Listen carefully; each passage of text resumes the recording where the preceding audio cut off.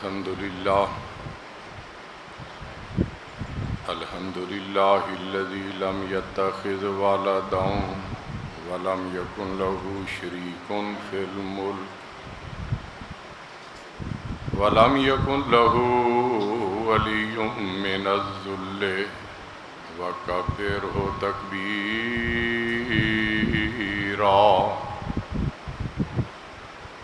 اللهم صل على محمد وعلى آل محمد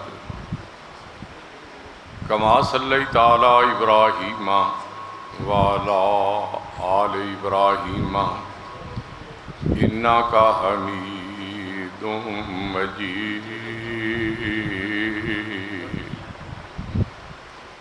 اللهم بارك على محمد وعلى آل محمد كما باركت على إبراهيم وعلى آل إبراهيم إنك حميد مجيد.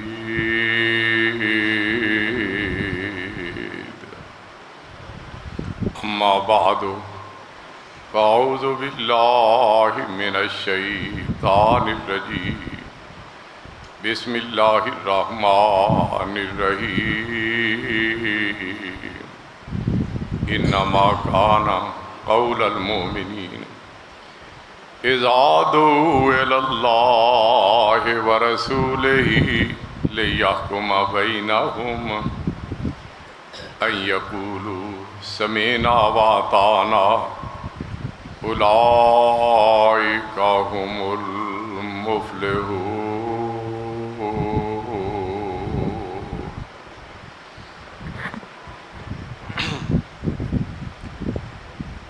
واجب الاحترام علماء کرام، ذی وقار بھائیوں، دوستوں، ہم سفر ساتھیوں، قابل احترام بہنوں، بیٹیوں اور عزیز بچوں اور بچیوں، آپ نے علماء کرام سے عظمت صحابہ و اہل بیت پہ فکر انگیز اور ایمان افروز بیانات سنے ہیں. میں اس مجلس کے شرکاء میں اپنا نام لکھوانے کے لیے اس ہستی کے بارے میں چند گزارشات کروں گا جن سے تعلق اور وابستگی کی وجہ سے ان ہستیوں کو یہ عظمت اور مقام ملا ہے.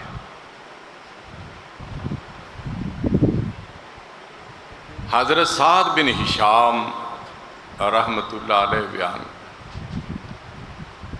نے ام المومنین سیدہ عائشہ صدیقہ رضی اللہ عنہا سے یہ پوچھا، اماں جان انبئینی عن خلق رسول اللہ صلی اللہ علیہ وسلم، مجھے رسول اللہ صلی اللہ علیہ وسلم کی اخلاق، کردار اور سیرت کے بارے میں کچھ بتائیے. تو اماں جان نے جواب دینے کی بجائے الٹا ان سے سوال کر ڈالا،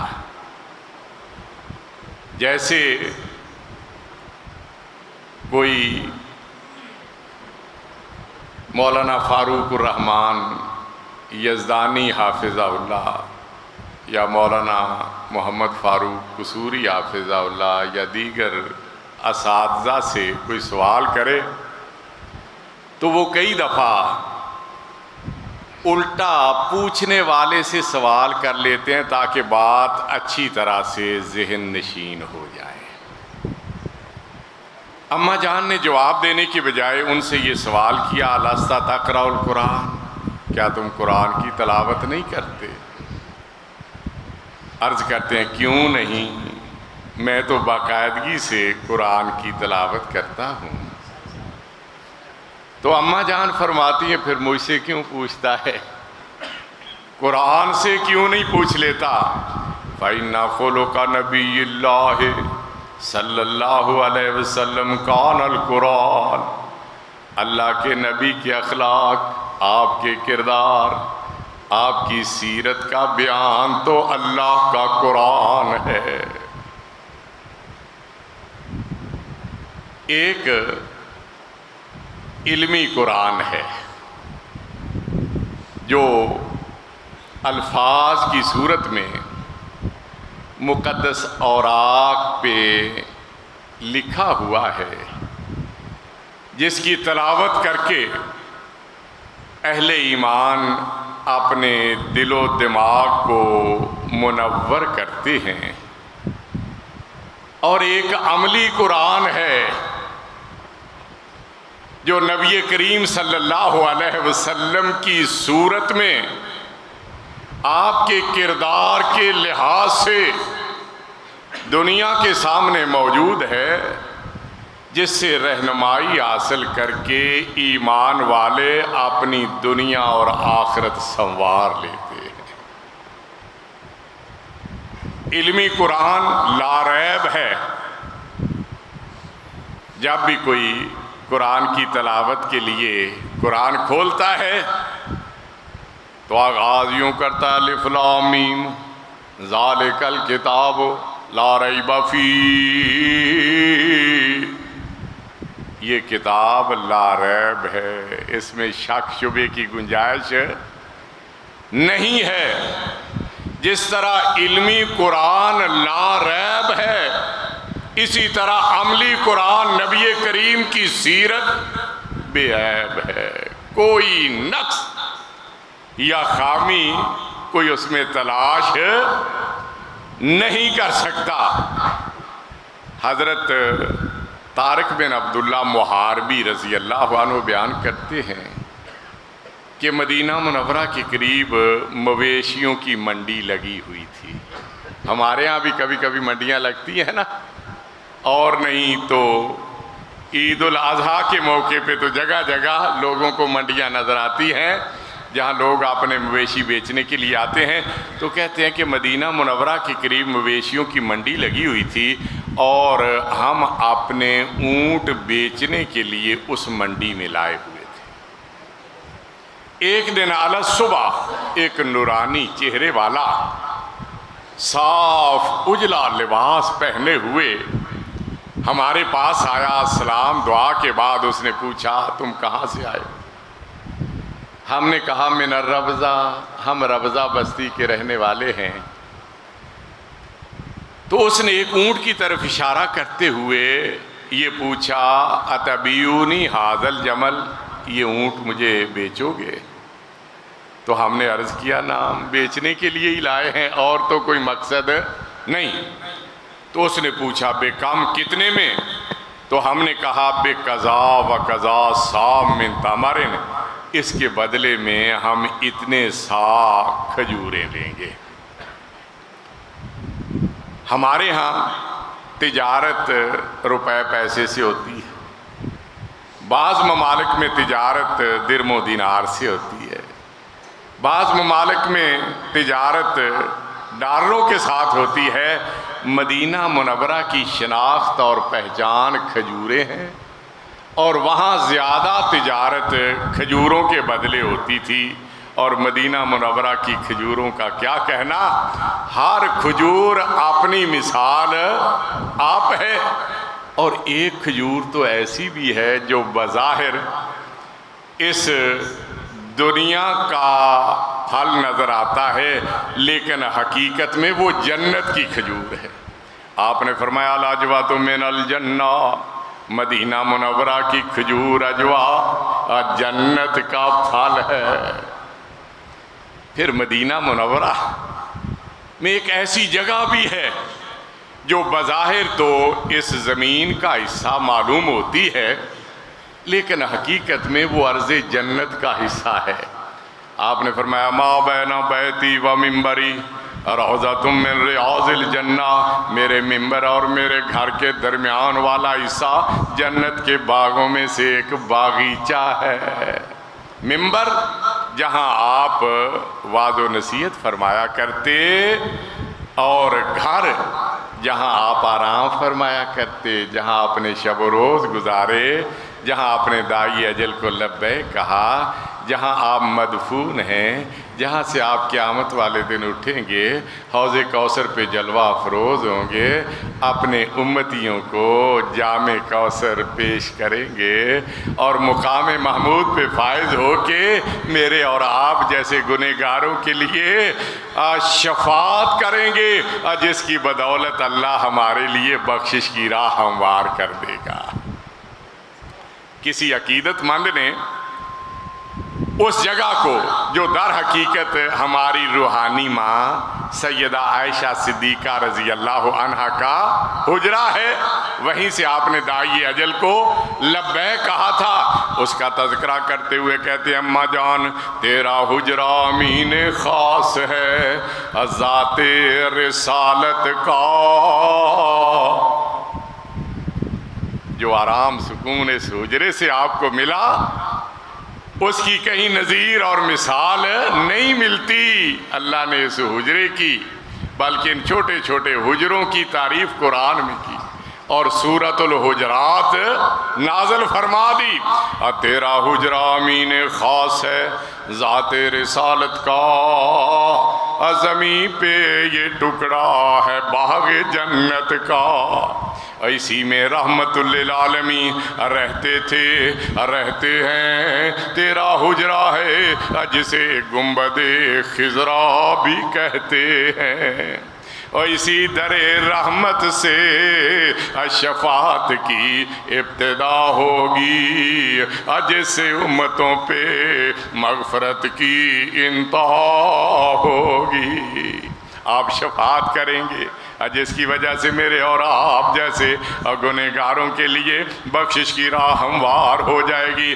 عرض کر رہا تھا مدینہ منورہ کی پہچان اور شناخت کھجوریں ہیں، وہاں تجارت کھجوروں کے ذریعے ہوتی تھی۔ جب اس نے پوچھا قیمت پوچھی تو ہم نے بتایا بے قضا و قضا صاع من تمر، اس کے بدلے میں ہم اتنی کھجوریں لیں گے۔ تو اس نے قیمت میں کمی کا مطالبہ کیے بغیر کہا اچھا لاؤ یہ اونٹ میرے حوالے کرو۔ ہم نے اس کی نکیل اس کے حوالے کر دی اور وہ قیمت ادا کیے بغیر اونٹ لے کے وہاں سے روانہ ہو گیا، اور ہم اس کو دیکھنے میں ایسے مبہوت ہوئے کہ ہم میں سے کسی کو خیال ہی نہ رہا کہ اس سے کہیں کہ اس کی قیمت یا اس کے بدلے والی کھجوریں تو پہلے ہمیں دے جائیں۔ جب وہ نگاہوں سے اوجھل ہو گیا تو ہم ایک دوسرے سے پوچھنے لگے کیا تم اسے پہچانتے ہو؟ سب کہتے ہیں لا نہیں۔ اس کے نام کا پتہ ہے؟ لا کچھ نہیں۔ کہاں کے رہنے والے ہیں؟ لا کچھ نہیں۔ تو ہم ایک دوسرے کو کوسنے دینے لگے کہ تم عجیب تاجر ہو، کہ ایک اجنبی شخص آیا، اس نے اونٹ کی قیمت پوچھی اور تم نے قیمت لیے بغیر اونٹ اس کے حوالے کر دیا اور وہ اونٹ کو لے کے چلتا بنا۔ کہتے ہیں کہ ہم حیران ہو رہے تھے کہ ہمارے اسی قافلے کی ایک معمر خاتون نے ہماری حیرانگی کو پہچان لیا، تو وہ ہمیں تسلی دیتے ہوئے کہتی ہے پریشان نہ ہو، انی لکم ضامن، میں تمہارے لیے ضامن ہوں، یہ شخص قیمت دینے کے لیے آئے گا، اگر نہ آیا تو میں تاوان ادا کروں گی۔ کہتے ہیں کہ ہم حیران ہو کے اسے پوچھنے لگے بڑی بھی آپ اسے پہچانتی؟ کہنے لگی لا میں نہیں پہچانتی۔ تو پھر ہم نے کہا آپ کس قدر یقین کے ساتھ یہ بات کہہ رہی ہیں؟ کہتی ہیں کہ میرا دل یہ کہتا ہے کہ یہ شخص کسی کے ساتھ دھوکہ نہیں کر سکتا، ہم بھی تو اسی نبی کی امتی ہیں۔ اللہ ہماری سیرت و کردار بھی ایسا ہی بنا دے۔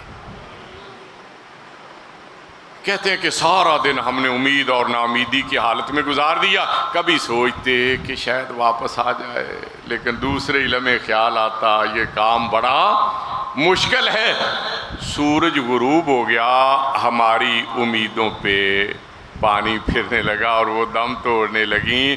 ہم نے کہا رقم ماری گئی، لیکن جب اندھیرا چھا گیا، عشاء کا وقت ہوا، تو ہم نے دیکھا مدینہ منورہ کی طرف سے ایک آدمی اونٹ پہ کھجوروں کی بوریاں لادے ہوئے ہماری طرف آ رہا ہے۔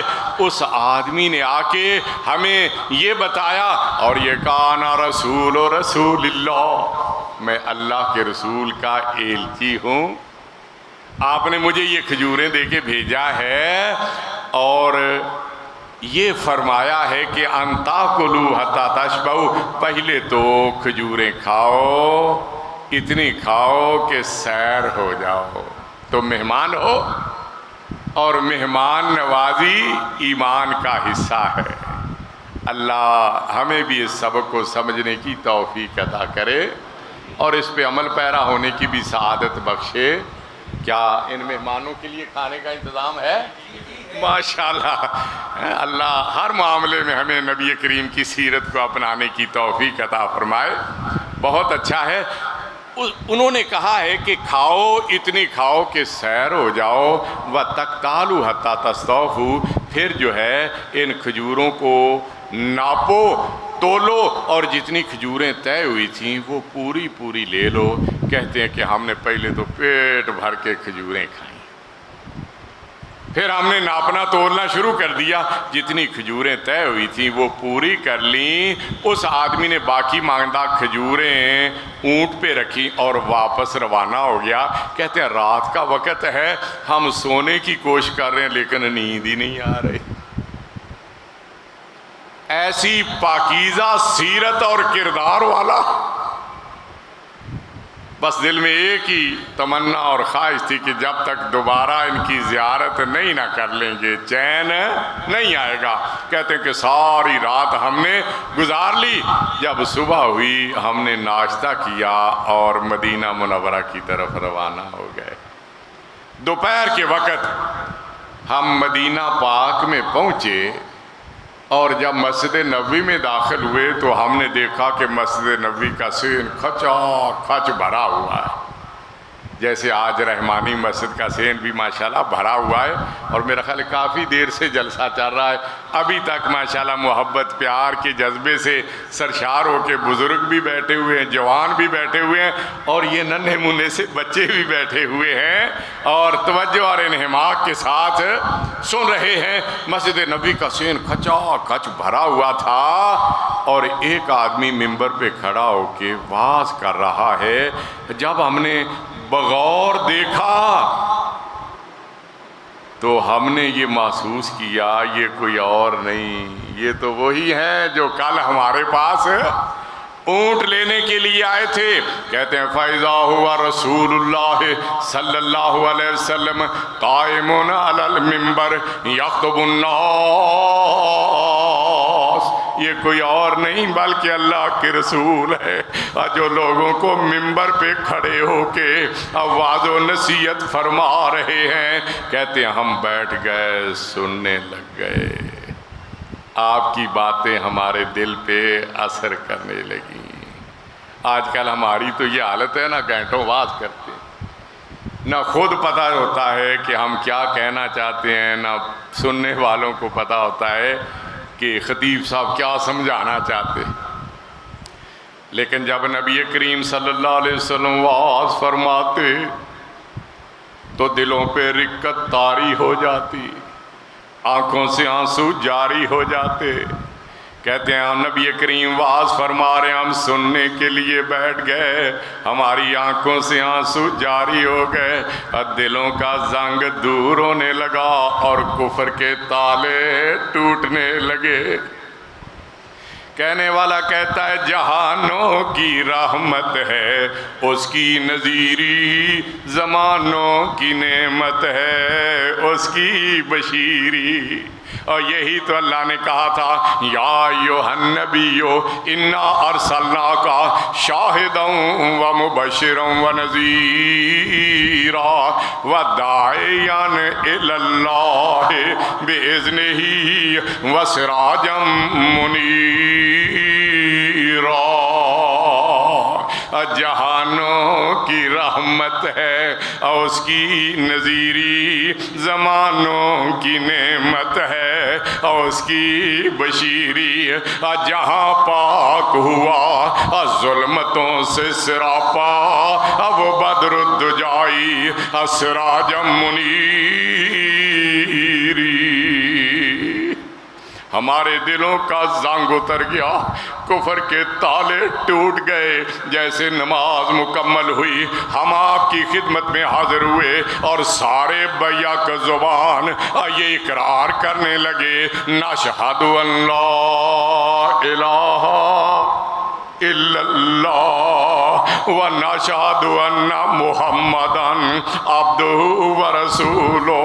ہم گواہی دیتے ہیں اللہ کے سوا کوئی عبادت کے لائق نہیں، اور ہم اقرار کرتے ہیں کہ محمد صلی اللہ علیہ وسلم اللہ کے بندے اور اس کے رسول ہیں۔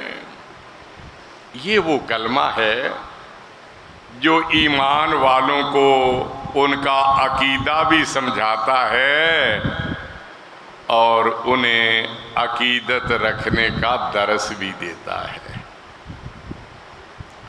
اس کلمے میں جو عقیدہ سمجھایا گیا اور جس عقیدت کو اہل ایمان کے دل و دماغ میں بٹھایا گیا، اس کا تذکرہ میں سیدنا عمر فاروق رضی اللہ عنہ کے ایک فرمان کے حوالے سے کروں گا۔ آپ نے صحابہ کی عظمت کے بارے میں بہت کچھ سنا، جتنا بھی سنا وہ کم ہی ہے۔ جس صحابی کے بارے میں غور کریں گے تو وہ ایک دوسرے سے بڑھ کے دین کی خدمت کرتا ہوا، دین کی دعوت دیتا ہوا نظر آئے گا۔ سیدنا عمر فاروق رضی اللہ عنہ خانہ کعبہ کا طواف کرنے کے لیے حجر اسود کے پاس آئے۔ خانہ کعبہ جانتے ہیں آپ؟ خانہ کعبہ جو تجلیات کا مرکز ہے، انوار کا محبت ہے، اہل ایمان کے دلوں کی دھڑکن ہے۔ مشرق و مغرب، شمال و جنوب، عرب و عجم کے لوگ اس کی طرف رخ کر کے نمازیں پڑھتے ہیں۔ اس میں ایک نماز پڑھنے سے 1,00,000 نمازوں کا ثواب ملتا ہے۔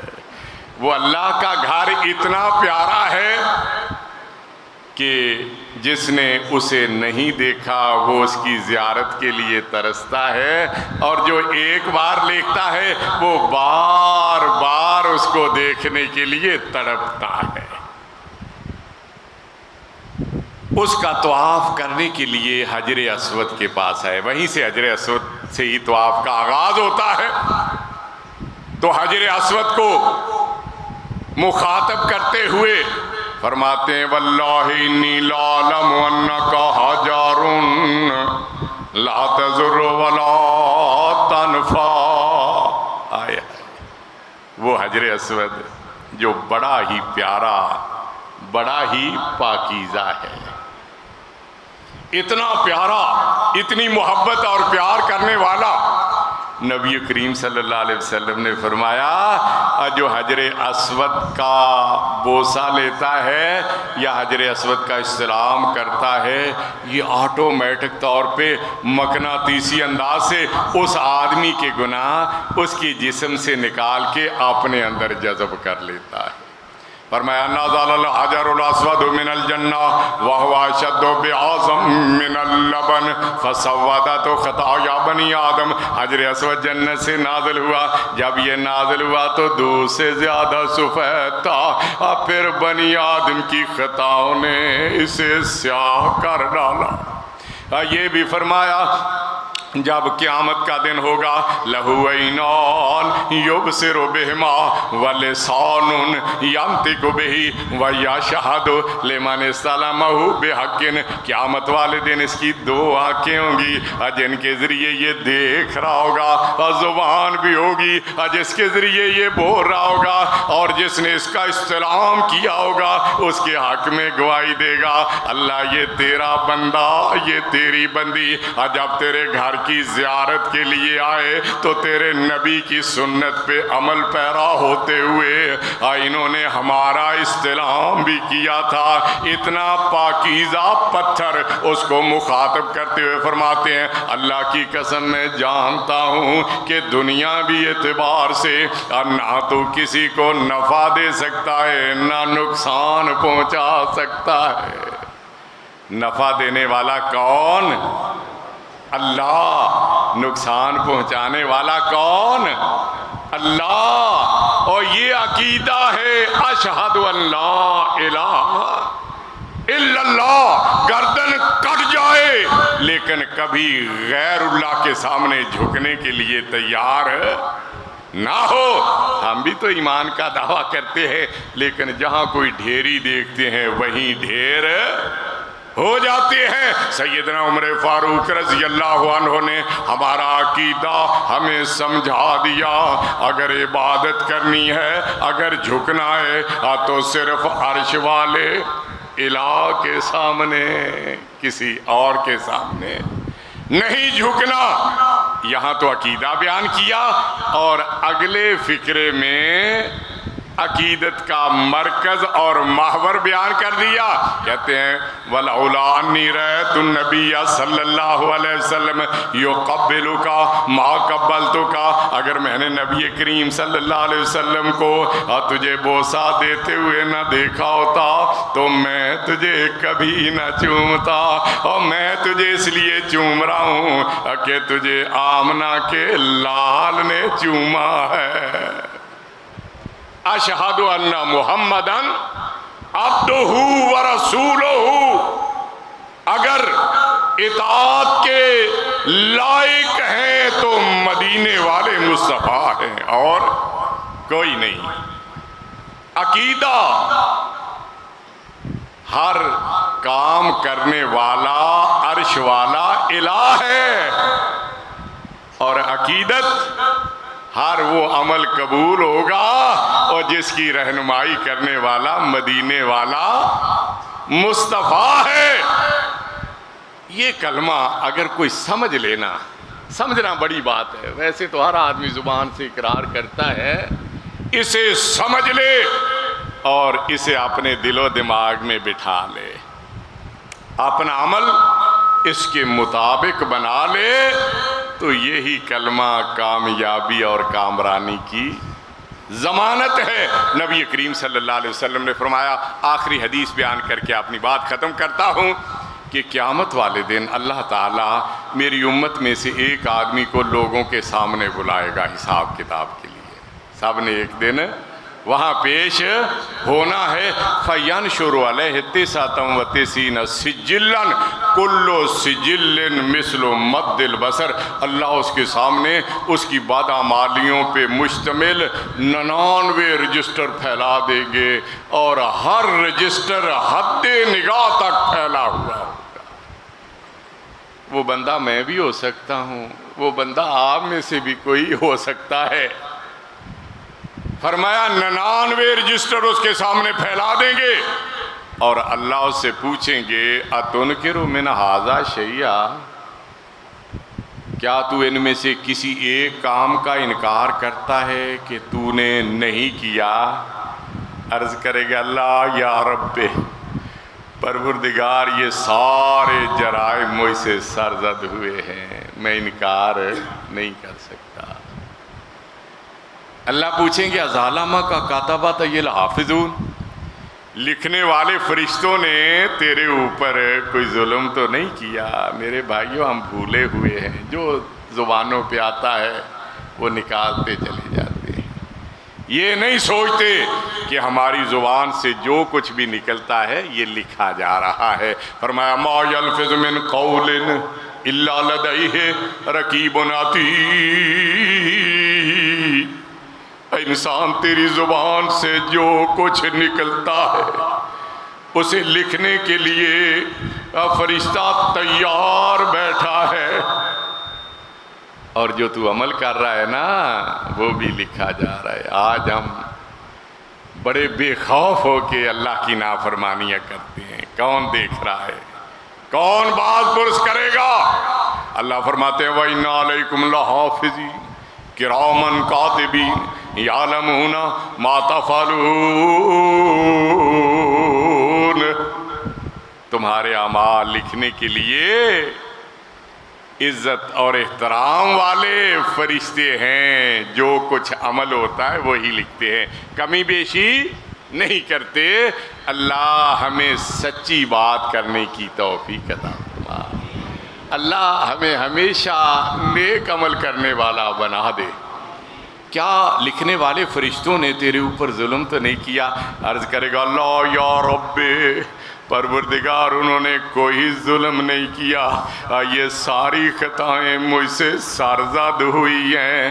اللہ پوچھیں گے افلک عذر، اے میرے بندے کیا تیرے پاس کوئی عذر ہے، کوئی ایسا عمل ہے جو تیری ان خطاؤں کا مداوع بن سکے؟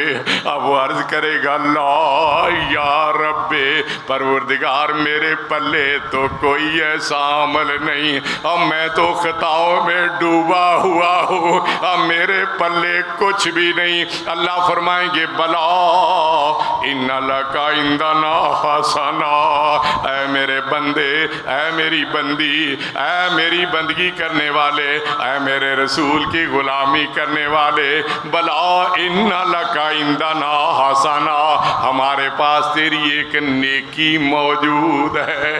آپ نے فرمایا فتخرج بطاقۃ فیہا اشہد ان لا الہ الا اللہ واشہد ان محمدا عبدہ ورسولہ، ایک پرچی نکالی جائے گی جس پہ تحریر ہوگا میں گواہی دیتا ہوں اللہ کے سوا کوئی عبادت کے لائق نہیں، میں گواہی دیتا ہوں محمد صلی اللہ علیہ وسلم اللہ کے بندے اور اس کے رسول ہے۔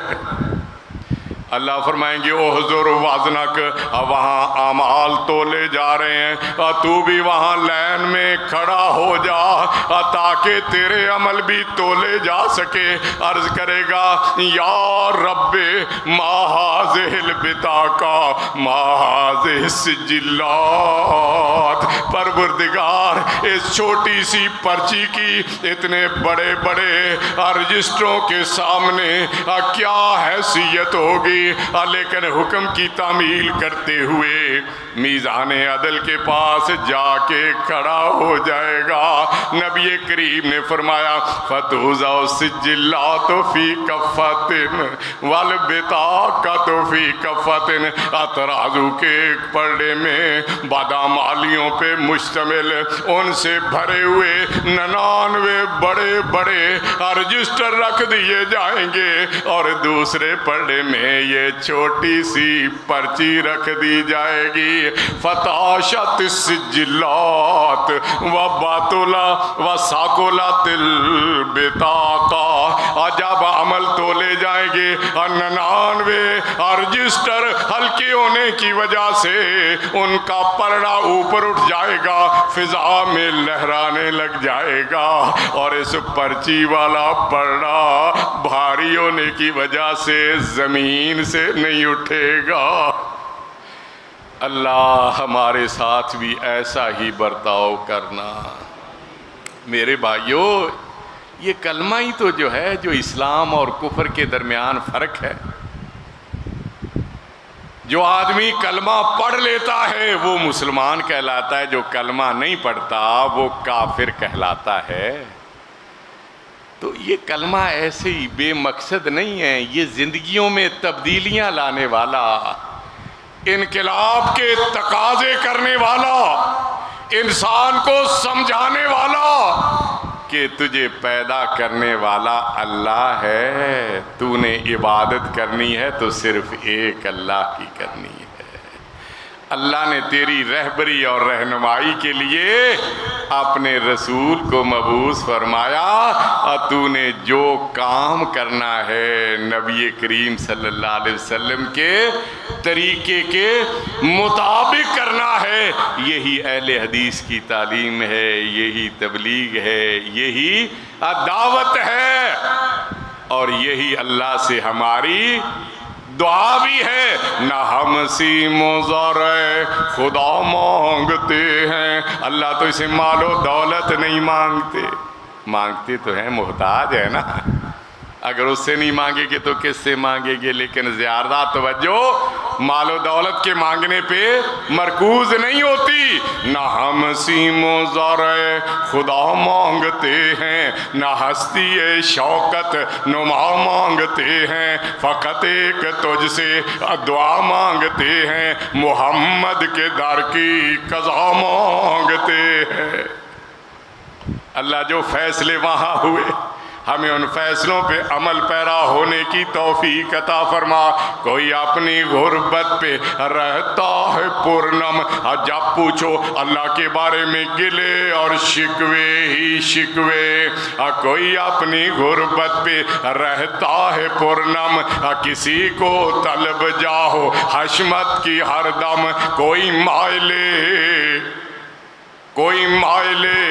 شوق و شان و شوکت، مگر ہم مدینے میں تھوڑی سی جا مانگتے ہیں۔ لوگوں کی نظر کبھی کوفے کی طرف جاتی ہے، کبھی بصرے کی طرف جاتی ہے، کبھی وہ دمشق کی طرف دیکھتے ہیں، کبھی بغداد کی طرف دیکھتے ہیں، کبھی وہ ہند کی کسی بستی کی طرف دیکھتے ہیں، کبھی کسی سندھ کی بستی کی طرف دیکھتے ہیں۔ اہل حدیث کی نگاہ جب بھی اٹھتی ہے تو مکہ مکرمہ کی طرف اٹھتی ہے، مدینہ منورہ کی طرف اٹھتی ہے۔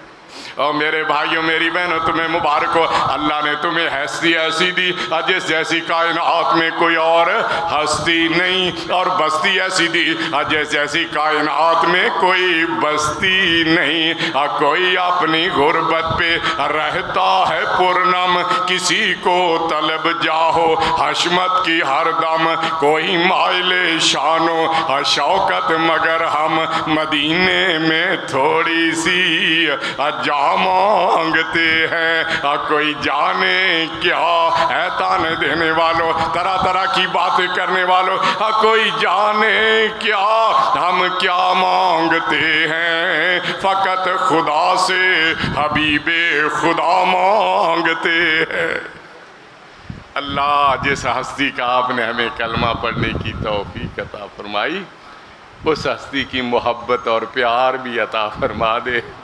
عبادات، معاملات، خوشی اور غمی کے لمحات میں ادھر ادھر دیکھنے کی بجائے نبی کریم صلی اللہ علیہ وسلم کی تعلیم پہ نگاہ ڈالنے کی توفیق عطا فرما۔ اللہ جب تک ہم زندہ ہیں ہمیں اپنے محبوب کے نقش قدم پر چلنے کی توفیق عطا فرما، اور موت کے بعد جنت الفردوس میں، ہمارا آبائی گھر تو وہی ہے نا بھائی، یہ تو عارضی ہے، اور موت کے بعد جنت الفردوس میں اپنے محبوب کے قدموں میں جگہ عطا فرمانا۔ میرا خیال ہے آپ تھک تو بہت گئے ہیں، لیکن ان ساری تگ و دو کا لب لباب یا خلاصہ دعا ہے۔ کیا آپ چاہتے ہیں کہ ہم اللہ سے دعا کریں؟